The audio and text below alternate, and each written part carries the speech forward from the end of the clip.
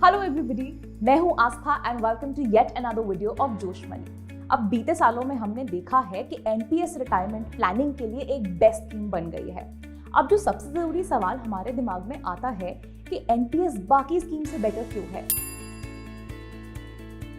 तो इसका जवाब है एनपीएस में मिलने वाले टैक्स बेनिफिट्स। एनपीएस में जो हमें टैक्स बेनिफिट्स मिलते हैं उसकी वजह से एनपीएस गवर्नमेंट की एक बहुत ही पॉपुलर स्कीम बन गई है।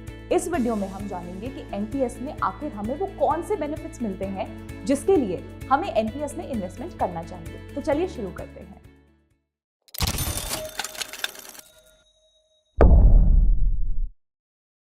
हमने पिछली वीडियो में बात की थी एनपीएस के बारे में। एनपीएस क्या है, एनपीएस के बेनिफिट्स क्या है, एनपीएस में हमारा पैसा कहां पर इन्वेस्ट होता है, एनपीएस अकाउंट कैसे खोल सकते हैं, एनपीएस में पार्शियल विड्रॉल कैसे कर सकते हैं। अगर आपने अभी तक ये वीडियो नहीं देखा है तो टैक्स बेनिफिट समझने के लिए आपको पहले वो वाला वीडियो देखना बहुत इंपॉर्टेंट है।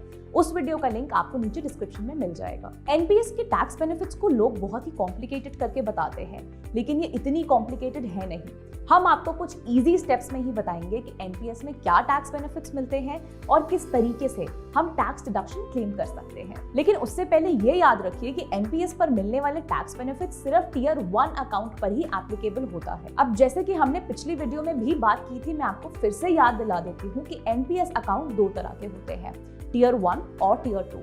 अब टियर 1 प्लान को हम पेंशन प्लान कहते हैं और टियर 2 प्लान को हम इन्वेस्टमेंट प्लान कहते हैं। इसके बारे में और डिटेल में हम बात करेंगे जब मैं आपको एनपीएस कैलकुलेटर यूज करना सिखाऊंगी। अभी के लिए बस ये याद रखिए कि टैक्स बेनिफिट्स हमें सिर्फ टियर 1 अकाउंट पर ही मिलते हैं। अब हमारे पास जितने भी इन्वेस्टमेंट ऑप्शंस होते हैं उन सभी को सेक्शन 80C में रखा गया है। क्योंकि एनपीएस भी एक इन्वेस्टमेंट स्कीम है, इसीलिए एनपीएस भी सेक्शन 80C में ही आता है। अब इसका मतलब ये है कि अगर आप एनपीएस में 1.5 लाख रुपीस तक की इन्वेस्टमेंट करते हैं तो आप टैक्स डिडक्शन क्लेम कर सकते हैं। इसके साथ ही साथ एनपीएस में इन्वेस्ट करने वाले सब्सक्राइबर्स को एक एडिशनल बेनिफिट भी मिलता है, जो कि सेक्शन 80C के अंदर ही एक फर्दर सेक्शन बनाया गया है 80CC-D1, जिसमें कि आप अपनी एनुअल ग्रॉस इनकम का 10% अमाउंट क्लेम कर सकते हैं। ओवरऑल लिमिट है 1.5 लाख, लेकिन आप कितना अमाउंट क्लेम कर सकते हैं? अपनी एनुअल ग्रॉस इनकम का 10%। अब इसी सेक्शन में एक और फर्दर सेक्शन बनाया गया है 80CC-D1B। इस सेक्शन के अंदर हम एनपीएस में 50,000 रुपीज और इन्वेस्ट करके टैक्स डिडक्शन क्लेम कर सकते हैं। अब यहाँ पर कुछ लोग कंफ्यूज होते हैं कि ये जो 50,000 है उस 1.5 लाख लिमिट में इंक्लूड होगा या फिर नहीं। तो इसका जवाब है कि ये 50,000 का टैक्स डिडक्शन उस 1.5 लाख की लिमिट के ऊपर है।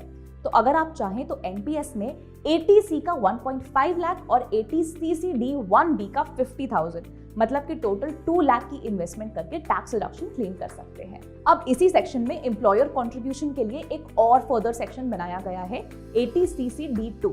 अगर आप कॉर्पोरेट या फिर गवर्नमेंट एम्प्लॉय हैं और आपका एम्प्लॉयर भी एनपीएस में कुछ कंट्रीब्यूट कर रहा है तो आपके लिए ये समझना बहुत जरूरी है। अब इसमें ये ध्यान रखिए कि अगर आप सेल्फ एम्प्लॉयड हैं, यानी कि आपका खुद का बिजनेस है, तो आप इस सेक्शन में टैक्स डिडक्शन क्लेम नहीं कर सकते हैं।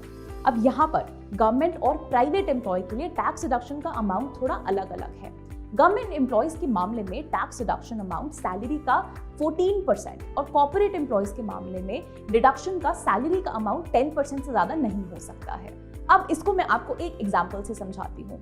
मान लीजिए कि आप एक कॉर्पोरेट एम्प्लॉय हैं और आपकी total annual income 6 lakh rupees है, तो आप एम्प्लॉयर्स कंट्रीब्यूशन के सेक्शन 80CC-D2 के अंदर अपनी बेसिक सैलरी का 10% यानी कि 60,000 का टैक्स डिडक्शन क्लेम कर सकते हैं।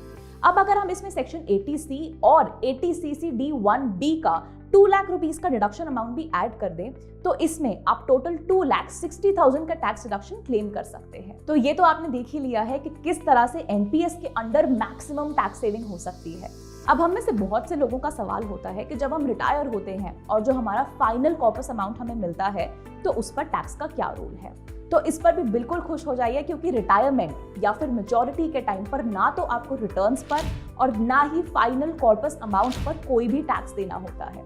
इतना ही नहीं, कुछ स्पेसिफिक कंडीशंस में जब हम पार्शियल विड्रॉल भी करते हैं तो उस पर भी हमें कोई टैक्स नहीं देना होता है। अब तो आपको खुद ही समझ आ गया होगा कि एनपीएस आखिर लोगों में इतना पॉपुलर क्यों है, क्योंकि इसमें ना तो इन्वेस्टेड अमाउंट पर, ना ही रिटर्न्स पर और ना ही फाइनल कॉर्पस अमाउंट पर टैक्स देना होता है।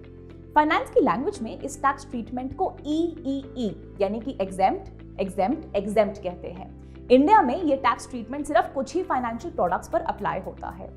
एनपीएस भी उन्हीं में से एक है। तो आपने खुद ही देखा है कि एनपीएस कितनी बेहतर स्कीम है अपनी रिटायरमेंट प्लानिंग के लिए। तो अब बिल्कुल भी देर मत कीजिए और जल्दी से अपना एनपीएस अकाउंट ओपन करा के उसमें इन्वेस्टमेंट स्टार्ट कीजिए और अपने लिए एक बेस्ट रिटायरमेंट फंड रेडी कर लीजिए। ये हमारी एनपीएस सीरीज की दूसरी वीडियो है। अगली और लास्ट वीडियो में हम सीखेंगे कि कैसे हम एनपीएस कैलकुलेटर का यूज करके अपनी सेविंग के अकॉर्डिंग फाइनल कॉर्पस अमाउंट को कैलकुलेट कर सकते हैं और उसी के अकॉर्डिंग उसमें रेलेवेंट चेंजेस कर सकते हैं। उम्मीद करते हैं कि आपको ये वीडियो पसंद आया होगा। फिलहाल के लिए मैं आस्था चलती हूँ, आपसे फिर मुलाकात होगी अगली वीडियो में। लेकिन जाने से पहले और कौन से टॉपिक्स के बारे में आप और इन्फॉर्मेशन लेना चाहेंगे, ये हमें नीचे कमेंट सेक्शन में जरूर बताएं। Thank you for watching.